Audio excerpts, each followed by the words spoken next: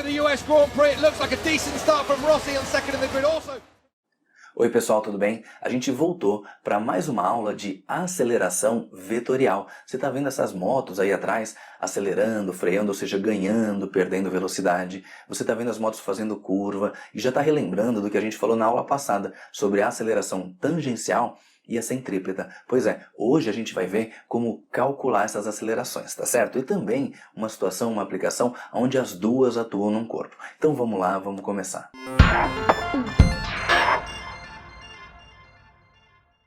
Vamos começar então relembrando umas informações importantes da aula passada. Eu tenho um carro vindo por essa trajetória e passando pelas posições que a gente tem ali na tela. O que acontece? Eu representei ali para vocês os vetores velocidade nas 4 posições. Aí a gente sabe que essa velocidade pode mudar tanto no valor quanto na direção. E nesse caso eu posso ter então 2 tipos de aceleração atuando ali. A aceleração tangencial é aquela que está relacionada à mudança do valor da velocidade. E a aceleração centrípeta, que é aquela que está relacionada com a mudança na orientação, ou seja, na direção e no sentido da velocidade. Agora, vamos considerar que a gente tem um carro ali fazendo a curva e ele está, quando nessa primeira posição, com uma velocidade de 60 km por hora. Já nessa próxima posição, vamos supor que ele está com uma velocidade de 50 km por hora. Então o que eu sei? Eu sei que o valor da velocidade mudou. Se o valor da velocidade mudou, eu tenho aceleração tangencial.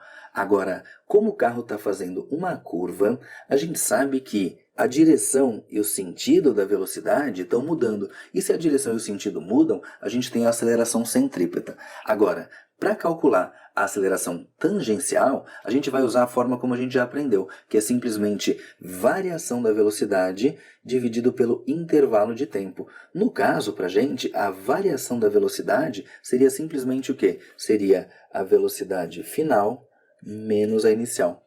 Poxa, Coelho, mas quando você fizer isso, aqui no lugar do ΔV vai dar menos 10. Lembra? Esse menos só quer dizer pra gente que a aceleração está contrária ao eixo das posições e nada mais. Agora, existe ali uma aceleração que é a centrípeta. A aceleração centrípeta é sempre aquela aceleração que aponta para o centro da curva. Está aqui a aceleração centrípeta. E para calcular o valor dela, eu não vou fazer com vocês a dedução da equação porque foge totalmente do que a gente precisa. Eu vou passar direto para você que a aceleração centrípeta é igual à velocidade que o carro está ao quadrado dividido pelo raio da curva que ele está fazendo. Mas espera aí, pelo raio? Sim. Dá uma olhada aqui na figura, eu vou apagar algumas informações para não deixar muito congestionado e vou anotar para você o seguinte, que a gente tem aqui um centro geométrico da curva e o raio da curva é a distância do centro até a curva, tudo bem?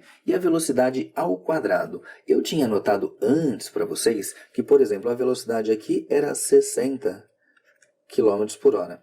Aqui ela já é 50 km por hora. Na hora de calcular a aceleração centrípeta, nessa primeira posição eu tenho um valor de velocidade, então eu vou ter um certo valor de aceleração centrípeta. Nessa outra posição, como o valor da velocidade mudou, eu vou ter outro valor de aceleração centrípeta. Agora eu quero conversar com vocês um pouquinho sobre unidade. Velocidade no sistema internacional, a gente sabe que a gente usa metros por segundo. E tempo no sistema internacional, a gente usa segundos. Então, a aceleração tangencial é medida em metros por segundo ao quadrado. Agora, olha só. Na aceleração centrípeta, a velocidade é metros por segundo.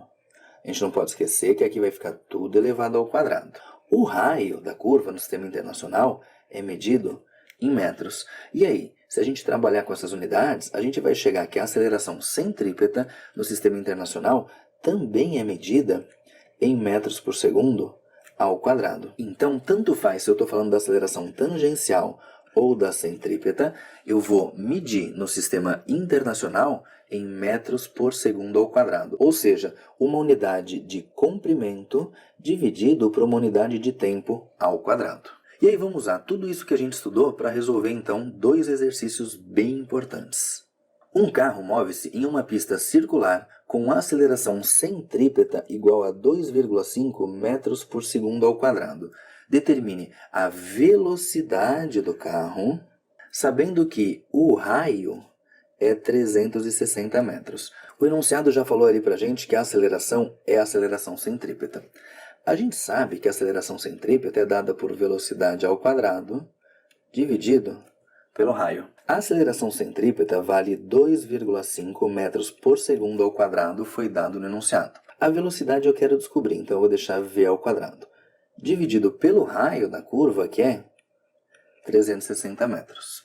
Daqui a gente tira que v ao quadrado é igual a 2,5 vezes 360.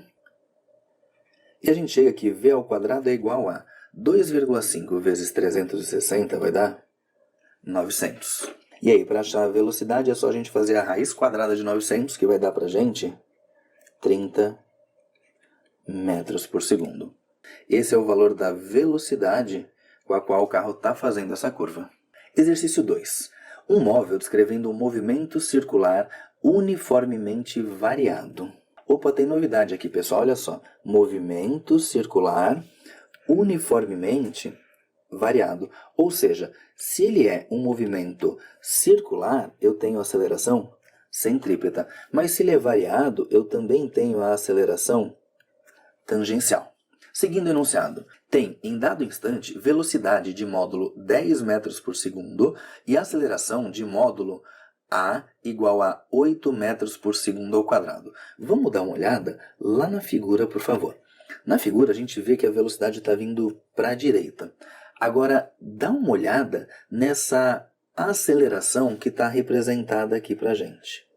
O que acontece? Essa aceleração ela não está nem perpendicular à velocidade, que seria para a gente a aceleração centrípeta, e nem tangencial, ou seja, ela está inclinada. Mas daí é bem importante a gente lembrar das aulas de vetores que a gente teve.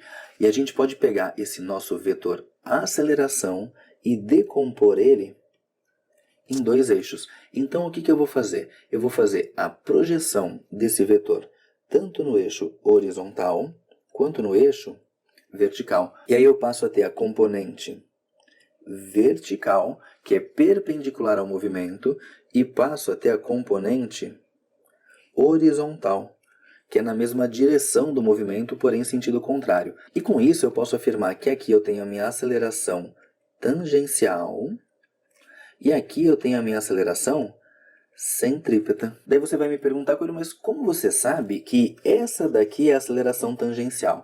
É porque ela tem a mesma direção do movimento, ou seja, da velocidade. E como você sabe que essa daqui é a centrípeta? Pelo fato dela ser perpendicular ao movimento. Se ela é perpendicular ao movimento, ela não consegue fazer o corpo ganhar ou perder velocidade. Só consegue fazer a velocidade mudar em direção e sentido. Agora vamos lá. A questão pede pra gente o seguinte. Determine o módulo da aceleração tangencial. Então ela quer saber quanto vale essa aceleração e o raio da trajetória. O raio da trajetória está associado à aceleração centrípeta. Então, basicamente, a gente já percebe o quê? A gente sabe o valor da aceleração, que está aqui, e vou precisar encontrar a aceleração tangencial e a centrípeta, ou seja, eu preciso fazer a decomposição desse vetor. Para a gente fazer isso, eu vou reorganizar a tela deixando só a figura, os dados importantes e a pergunta. Então vamos desenhar que a gente tem aqui, perpendicular ao movimento, a nossa aceleração centrípeta, e que a gente tem aqui na mesma direção do movimento, a nossa aceleração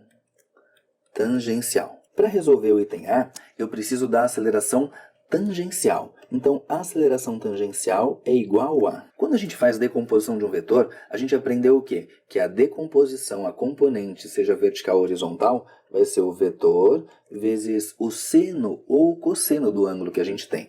Vamos olhar lá para a figura e lembrar aquilo que a gente aprendeu. Olha só, na figura eu tenho o vetor aceleração, eu quero o tangencial. Entre o vetor A e a aceleração tangencial, que é quem eu quero achar, é o lado que está com ângulo. Lembra? Cocô CC. Com ângulo é o cosseno de 30 graus. Então, a aceleração tangencial é igual a A aceleração foi passado para a gente no enunciado, vale 8 metros por segundo ao quadrado. Então eu vou colocar aqui 8. Cosseno de 30 graus. Você aprende lá nas aulas do Ferreto que cosseno de 30 graus é raiz de 3 sobre 2. Aqui eu posso simplificar esse 8 com o 2, vai dar 4 e vai dar 1. Então, a gente pode dizer que a aceleração tangencial é igual a 4 raiz de 3, deixa em função da raiz mesmo, é metros por segundo ao quadrado. E essa é a resposta do nosso item A.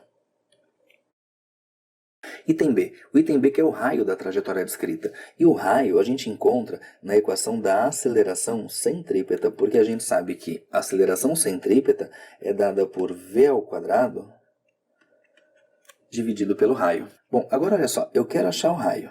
A velocidade foi dada para a gente no enunciado, vale 10 metros por segundo. Então a gente sabe que para encontrar o raio, basta a gente fazer o cálculo da velocidade ao quadrado dividido pela aceleração centrípeta.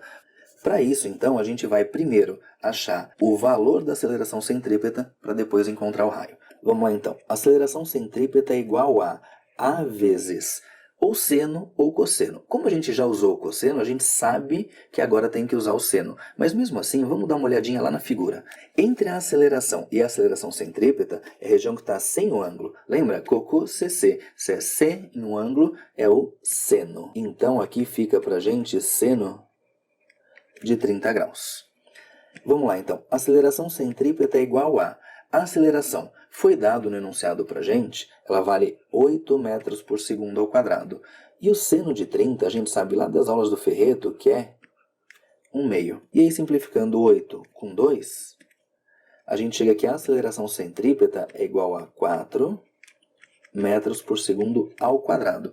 Mas essa não é a resposta que a gente está procurando. A gente quer descobrir o raio da trajetória. E a gente acabou de mostrar que raio é a velocidade ao quadrado dividido pela aceleração centrípeta.